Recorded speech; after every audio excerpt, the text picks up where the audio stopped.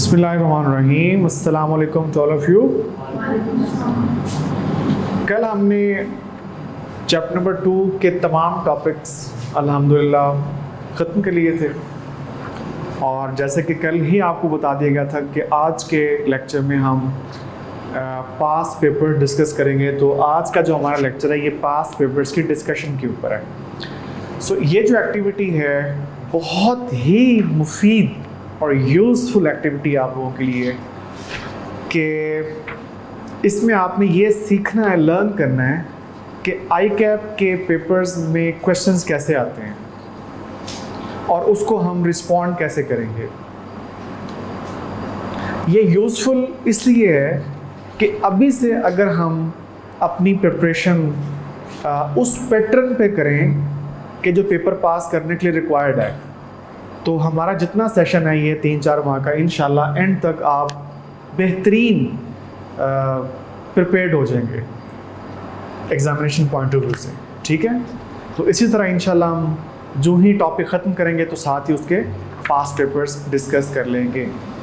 तो ये ग्रुप के अंदर भी शेयर हो जाएंगे, सॉफ्ट के अंदर, PDF फॉर्म के अंदर। इस वक्त आप सबके पास ये हार्ड कॉपी है। ठीक है, इस वक्त आपके सामने जो सबसे पहला क्वेश्चन है ये ऑटम 20 का क्वेश्चन है। आप अगर देखें तो आपके राइट हैंड साइड के ऊपर ए लिखा हुआ है, ए, और आगे ब्रैकेट में लिखा हुआ है 20। A for autumn. आप सब जानते हैं ना, 2 अटैम्प्ट्स होती हैं, ऑटम, स्प्रिंग। तो ये ऑटम 2020 में ये क्वेश्चन आया था और क्वेश्चन नंबर भी लिखा हुआ है Q4, क्वेश्चन नंबर 4। और एक आप चीज़ और देख रहे हैं कि जहाँ पे क्वेश्चन ख़त्म हो रहा है वहाँ पे ब्रैकेट में 04 लिखा हुआ है। ये मार्क्स हैं। चीज़ें पता चल गई। तो अब जो ही आप आगे बढ़ेंगे तो अब आपको अंदाज़ा हो जाएगा कि अच्छा मार्क्स कहाँ पे लिखे हुए और ये कौन सी अटैम्प्ट का क्वेश्चन था और उस पेपर का क्वेश्चन नंबर ये कौन सा था। तो ऑटम 20 का ये सवाल है और है भी थ्योरेटिकल सवाल। थ्योरेटिकल मतलब थ्योरेटिकल डिस्क्रिप्टिव सवाल है, बड़ा सिंपल सा, सादा सा। क्या कहता है? Under the provisions of the contract act 1872 list the essentials of a valid acceptance. पहले तो मैं आप लोगों से पूछता हूँ ना, क्या कुछ याद आ रहा है कि इस किस्म का टॉपिक हमने पढ़ा था? हाँ, तो वो जो एसेंशियल्स हैं वो हमने लिस्ट कर दें। कोई बताएं ज़रा। वैसे तो किताब आपके सामने है, किताब भी आप खोल लें, नो कोई हर्ज नहीं है जी। एक एसेंशियल आपने पढ़ा था कि acceptance must be absolute and unqualified, यानी अनकंडीशनल। याद आ गया? और कोई गेस करें?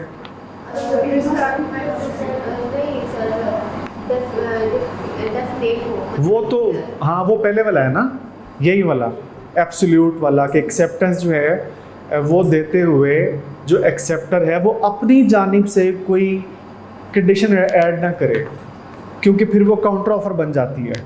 हमने ये क्लास में पढ़ा था।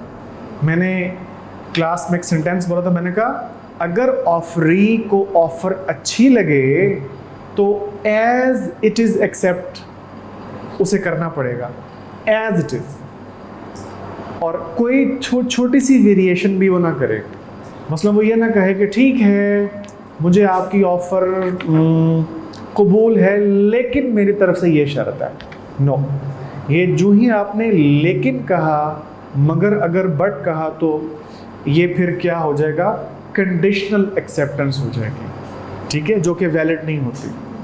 तो वो जो हमने एक छोटी सी लिस्ट पढ़ी थी वैलिड एक्सेप्टेंस, तो वो एसेंशियल्स यहाँ पे लिखने, जिसमें से एक आपने बता दिया। और बताएं बुक और शाबाश। मतलब एक्सेप्टेंस उसी मैनर में जानी चाहिए कि जो मैनर स्पेसिफाइड है, प्रिस्क्राइब्ड है। ठीक है, ऑफर की तरफ से। तो वो लिस्ट आपके सामने है, बुक खुली हुई है, तो यही आपने पॉइंट्स लिख देना यहाँ पे। ओके हो गया जी। तो थ्योरेटिकल क्वेश्चन आसान होते हैं क्योंकि इसमें आपने रट्टा मारा होता है। वैसे आप लोगों को रट्टा बड़ा शानदार होता है। ठीक है, असल तो पता चलता है अगले क्वेश्चन में। जो केस स्टडीज़ वाले क्वेश्चंस होते हैं, ठीक है, जिसे कहते हैं scenario based questions.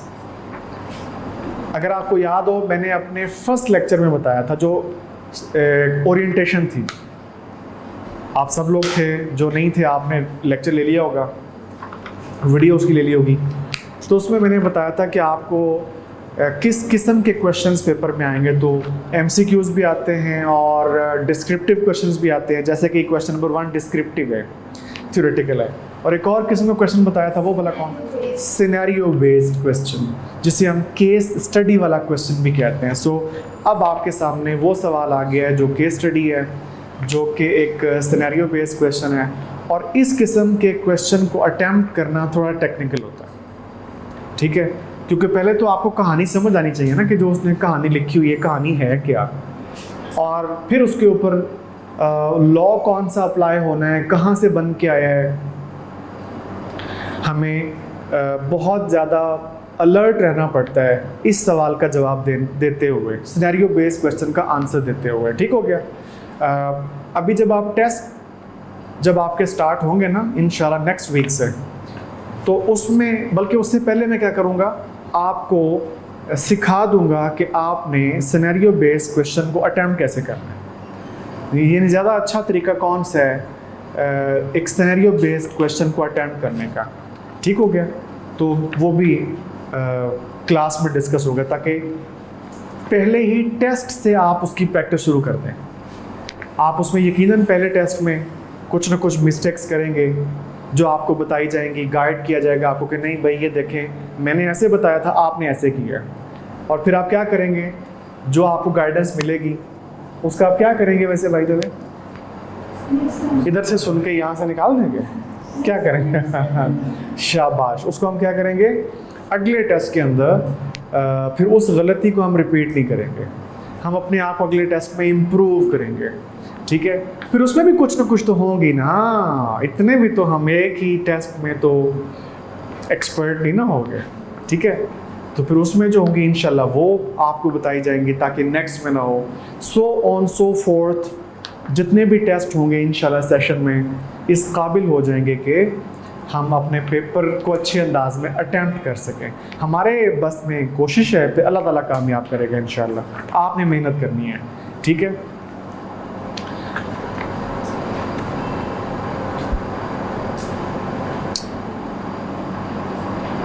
सलमान's son was missing।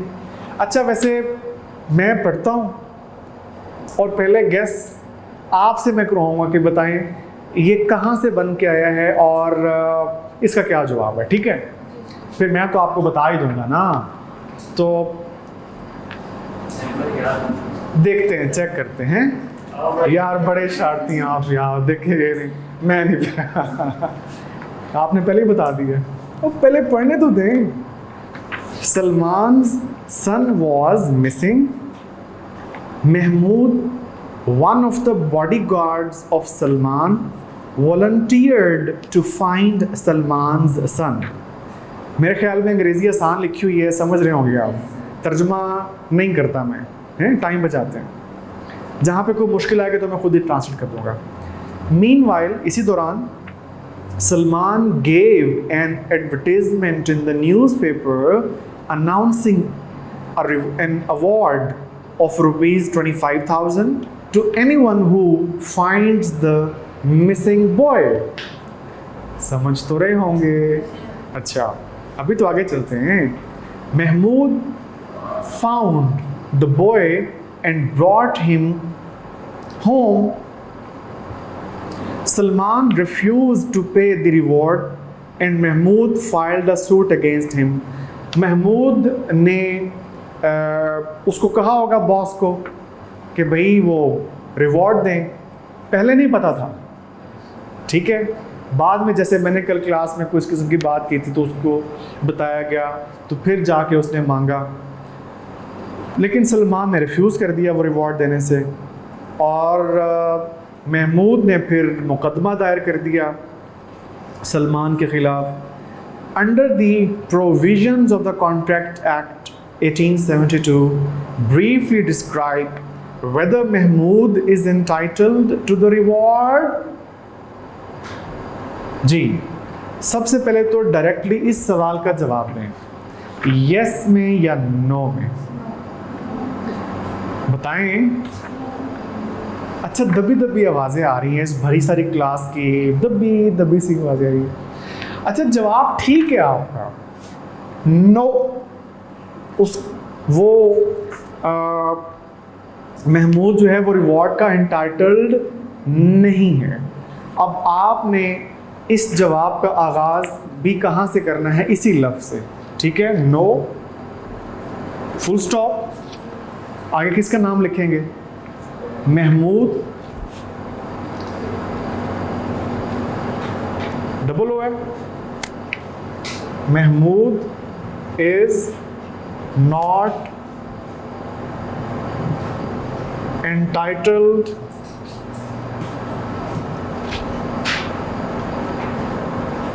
to the reward। ये आपके जवाब की पहली लाइन होगी, ठीक है। वैसे मैंने आपसे कहा था कि मैं आइंदा आपको बताऊंगा, लेकिन चलें अभी काम शुरू हो गया है। तो इस तरह आपने पहला सेंटेंस लिख दिया, नो, यहाँ पे full stop, Mahmood is not entitled to the reward. अब आप क्या समझते हैं, फ़कत इतना जवाब काफ़ी है या कि हमने अपने इस जवाब को सपोर्ट करना है लॉ से, कि कानून की किस प्रोविज़न के तहत आपने ये जवाब दिया? क्या कहते हैं आप, बस यहाँ पे छोड़ दें, जवाब काफ़ी है? हमने इस आंसर को, इस इनिशियल आंसर को अब सपोर्ट करना है। आगे एक पैराग्राफ शुरू करते हैं, उसमें हम वो रेलिवेंट प्रोविज़न लिखेंगे। गैस करें कौन सी रेलिवेंट प्रोविज़न है? बोले नहीं नहीं नहीं नहीं, प्रोविज़न बोलें, जो प्रोविज़न अभी कल ही पढ़ी है आपने। प्रोविज़न ये है, according to the contract act an offeree must be aware of the offer. ठीक हो गया, ज़रा निकालें किताब, वो रेलिवेंट प्रोविज़न अपने सामने रखें।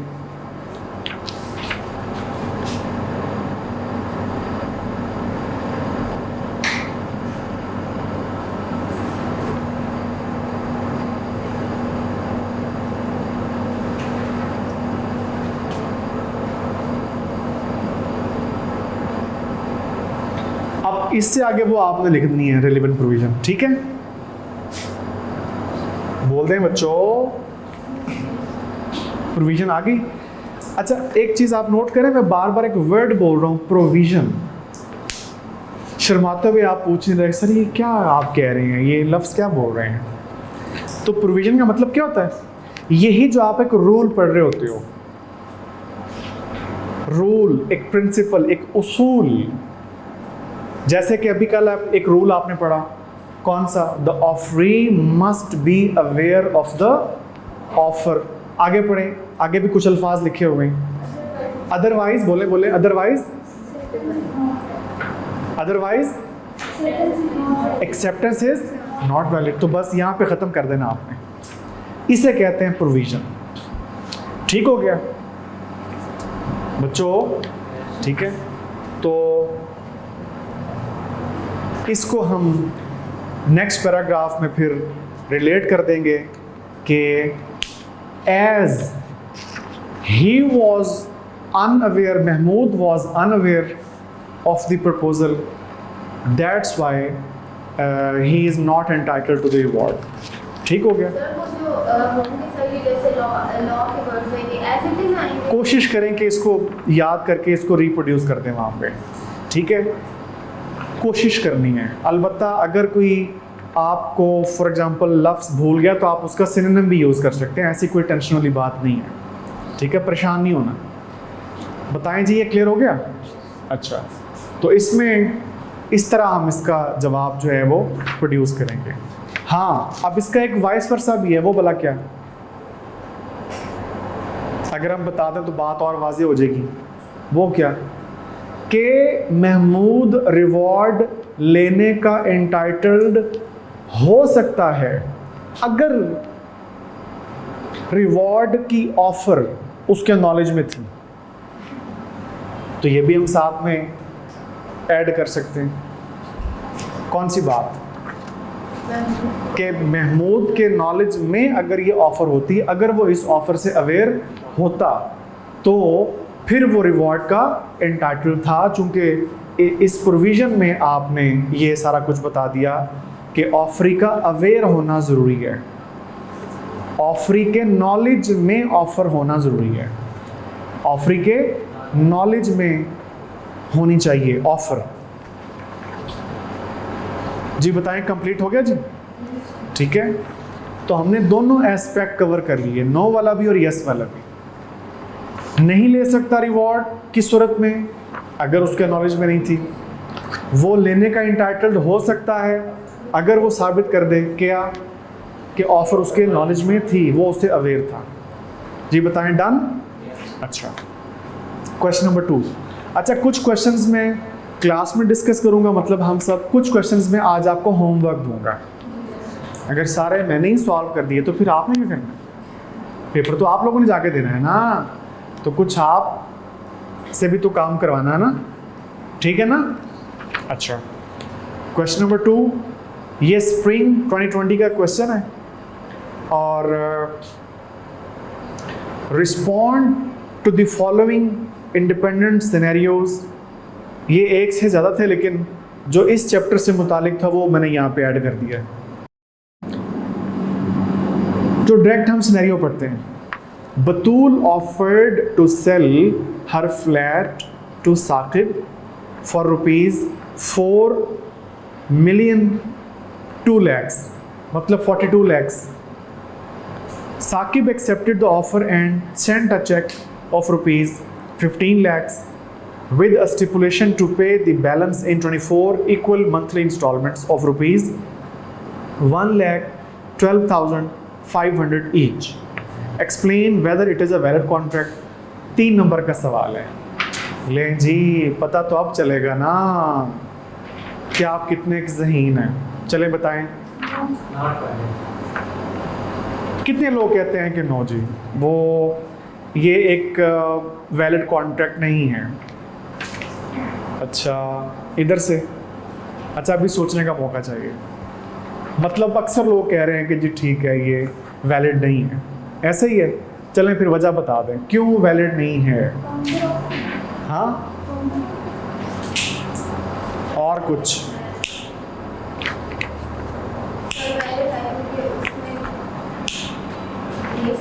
वो ठीक पहुंची हैं जवाब पे। आपने पढ़ा था N acceptance must be absolute, it must be unconditional, it must be unqualified. पहला ही एसेंशियल था। तो आप चेक करें ना वो क्या कर रहा है। उसने 42 lakhs कहे थे, बोले ऑफर में कितने थे, तो इसका मतलब है वो ये चाह रहा है कि जी 42 लाख रुपए मुझे आप दें लमसम।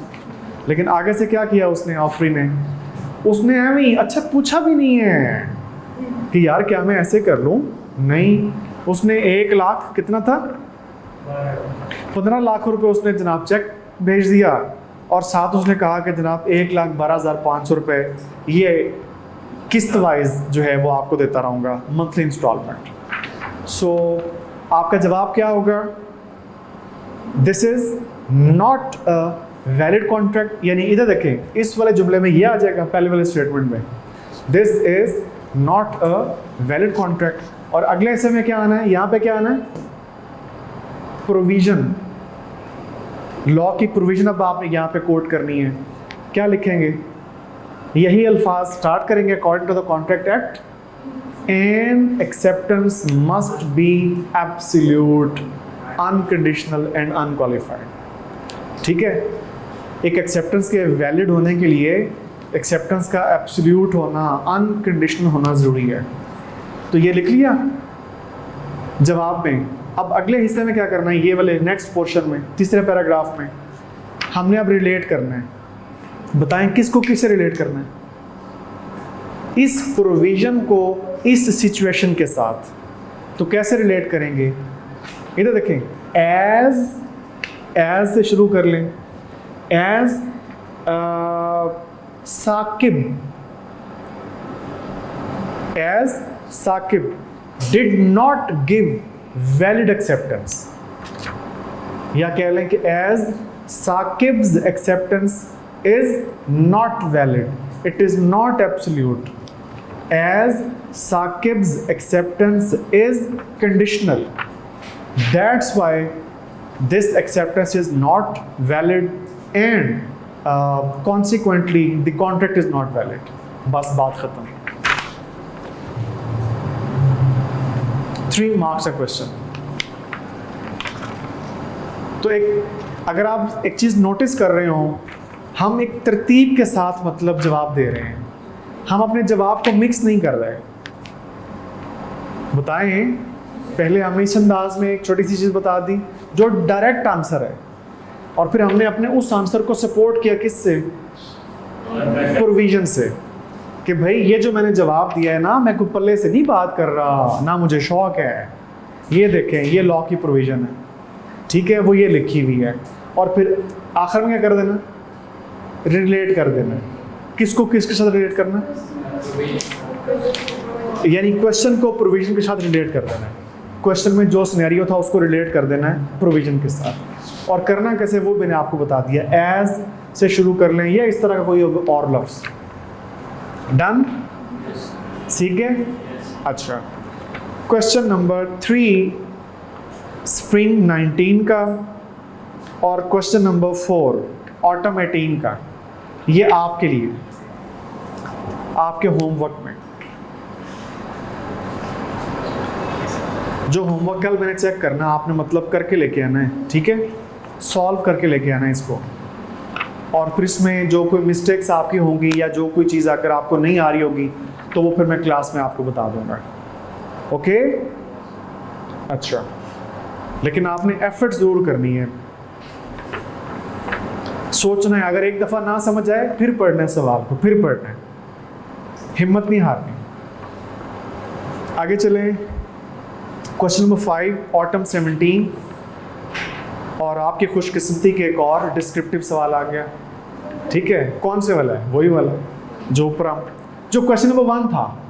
ठीक है, list the essentials of a valid acceptance. अब रिपीट करने की जरूरत तो नहीं है.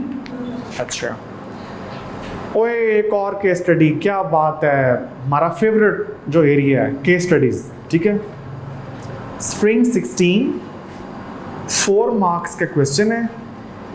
Badar who is the owner of Mashhoor associates sent one of his employees Aftab in search of his pet horse which had been missing for 5 days. ये देखें, हंस पड़े हैं, बड़े यार आप लोग शरारती हैं. क्योंकि आपको कुछ पता लगना शुरू हो गया कि ये बात किधर जा रही है. ठीक है. Badr advertised a reward of ₹20,000 in a newspaper for anyone who finds his missing horse. Aftab, unaware of the newspaper advertisement, ठीक है, traced the horse. उसे नहीं पता था. Subsequently, on knowing about the reward, Aftab claimed it from Badr. अब आगे आ गया कि एक तो ये बताएं कि ये ऑफ़र की कौन सी टाइप है, और दूसरा ये बताएं कि क्या आफ्ताब इस अमाउंट ऑफ रिवॉर्ड को लेने का इंटाइटल्ड होगा. बिल्कुल देखें यहाँ यही वाला पैटर्न. ठीक हो गया. बताएं, चूँकि वो अनअवेयर था. ठीक हो गया. हाँ, ये जो पहले वाला सवाल था ना सलमान सन वाला, उसको हम यूँ भी कर सकते हैं कि हम स्टार्ट में ये ना बताएं, क्योंकि वहाँ पे अनअवेयर वाली बात नहीं थी. यहाँ पे तो बाकायदा तौर पे अनअवेयर लिखा हुआ है ना. बताएं, ठीक है ना. लेकिन क्वेश्चन नंबर जो 1B था उसमें वाज़े तौर पे अनअवेयर के अल्फाज नहीं थे. तो उसमें हम ये अप्रोच भी कर सकते हैं कि हम स्टार्ट यहाँ से ना करें बल्कि प्रोविज़न से स्टार्ट करें. बताएं, और प्रोविज़न के स्टार्ट करने के बाद फिर दोनों बातें लिख दें. कौन सी दोनों बातें? कि अगर तो महमूद के नॉलेज में रिवॉर्ड की ऑफ़र थी तो वो लेने का इंटाइटल्ड है, और अगर महमूद के नॉलेज में रिवॉर्ड की ऑफ़र नहीं थी तो वो रिवॉर्ड लेने का इंटाइटल्ड नहीं है. बल्कि उस क्वेश्चन को सॉल्व करने का बेहतरीन तरीका यही वाला है.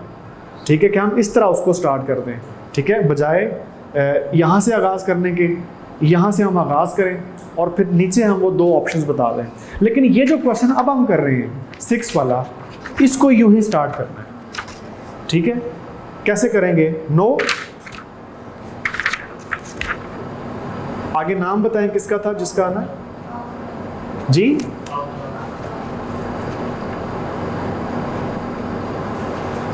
ये लीजिए, ठीक हो गया।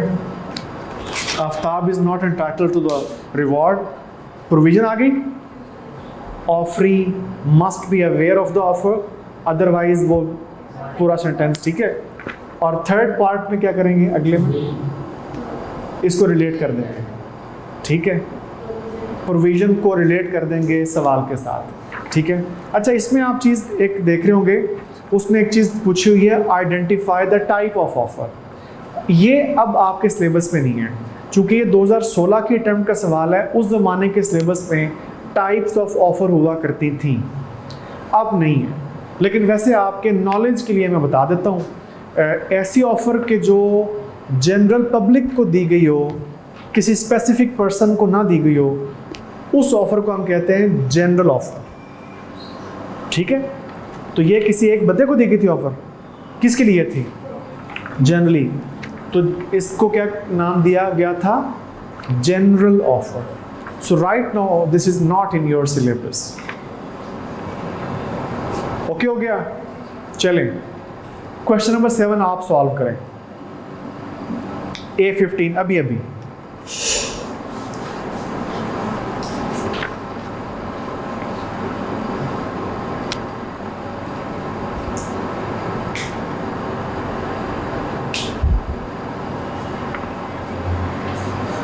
क्वेश्चन नंबर 7 ऑटम 15 का सवाल, 3 मार्क्स का। हाँ जी, ये आपके मुस्कुराते हुए चेहरे बता रहे हैं कि लग गया पता। सर जी में लग गया पता, ठीक है जी। बताएं, is it a valid contract? Start कहाँ से करेंगे? No, this is not a valid contract. ये हो गया पहला हिस्सा, हमारा डिसीजन हो गया। अगले पार्ट में क्या करेंगे? प्रोविजन कोट करेंगे, ठीक है। वही वाली एक्सेप्टेंस एब्सोल्यूट होनी चाहिए, वो वाली प्रोविजन। और थर्ड पार्ट में क्या करना है? रिलेट कर देना है, ठीक है। कि चूँकि यहाँ पे एक्सेप्टेंस जो की गई थी वो एब्सोल्यूट नहीं थी, कंडीशनल एक्सेप्टेंस थी, लिहाजा ये एक वैलिड कॉन्ट्रैक्ट नहीं है। ओके हो गया? अच्छा, आपने वैसे हमने क्लास में डिस्कस कर तो लिया है, लेकिन अपने होमवर्क में ये भी शामिल कर लें, इसको इन राइटिंग ले आइएगा, ठीक है। क्वेश्चन नंबर 8 स्प्रिंग 2012 का सवाल है और 4 नंबर का सवाल है। ये स्टेटमेंट देखें, how and on what grounds a proposal stands revoked. जी, चला पता कुछ? बताएं फिर। How and on what grounds proposal stands revoked. अच्छा, आप ये तो नहीं सोच रहे यार ये तो अल्फाज हमने किताब में पढ़े ही नहीं है, स्टैंड्स रिवोक्ड। क्या जवाब है?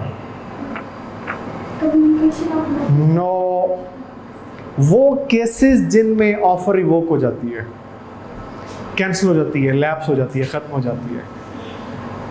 नहीं याद आ रहा? वो सिचुएशंस, वो केसेस, वो सर्कमस्टांसेस जिसमें ऑफर क्या हो जाती है। देखें ना, वर्ड उसने यूज़ किया ग्राउंड्स, चेक करें। अब यहाँ पे एक चीज़ आपको बताना चाहूँगा, हमेशा क्वेश्चन के लफ्ज़ को ध्यान से पढ़ा करें ताकि आपको मालूम हो सके कि रिक्वायरमेंट क्या है सवाल की। अगर मैं यहाँ पे आपको थोड़ा सा एनालिसिस करूँ, बच्चों के पेपर में फ़ेल होने की वजूहात में से एक बहुत बड़ी वजह यह भी है कि सवाल ध्यान से नहीं पढ़ते, ठीक है। हालांकि इतना इजी क्वेश्चन होता है, बस अगर आप ध्यान से उसकी रिक्वायरमेंट समझ जाएं तो आप उसका जवाब आसानी से दे सकते हैं। अब एक लफ्ज़ की तरफ मैंने इशारा किया तो आपको पता चल गया, अच्छा ये वो सवाल है। कौन सा वर्ड है वो? ग्राउंड्स। ठीक हो गया। तो how and on what grounds a proposal stands revoked. आपके सामने पेज आ गया इस वक्त रेवोकेशन वाला। रेवोकेशन वाला टॉपिक निकाल लें। कहाँ पे भला? वो जो केसेस जहाँ पे लिखे हुए रेवोकेशन के दिखाएं जी। नहीं, इधर नहीं होगा।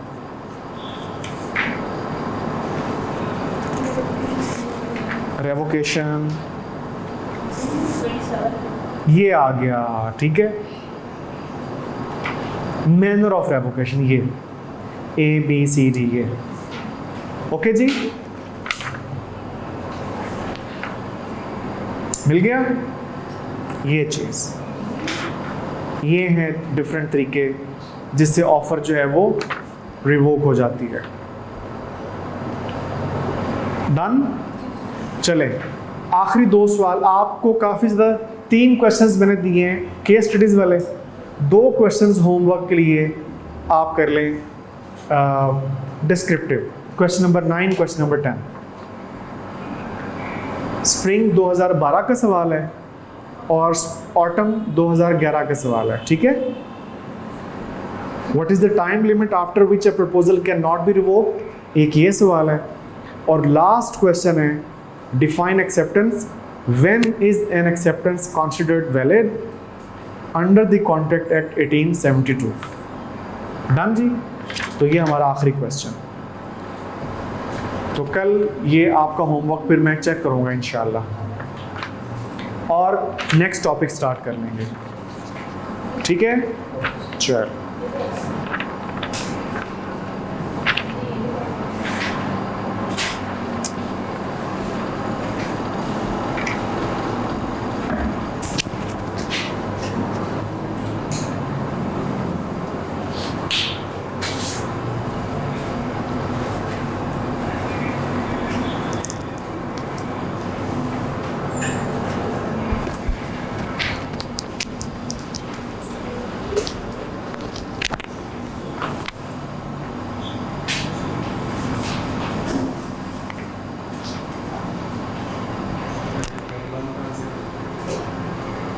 चला गया।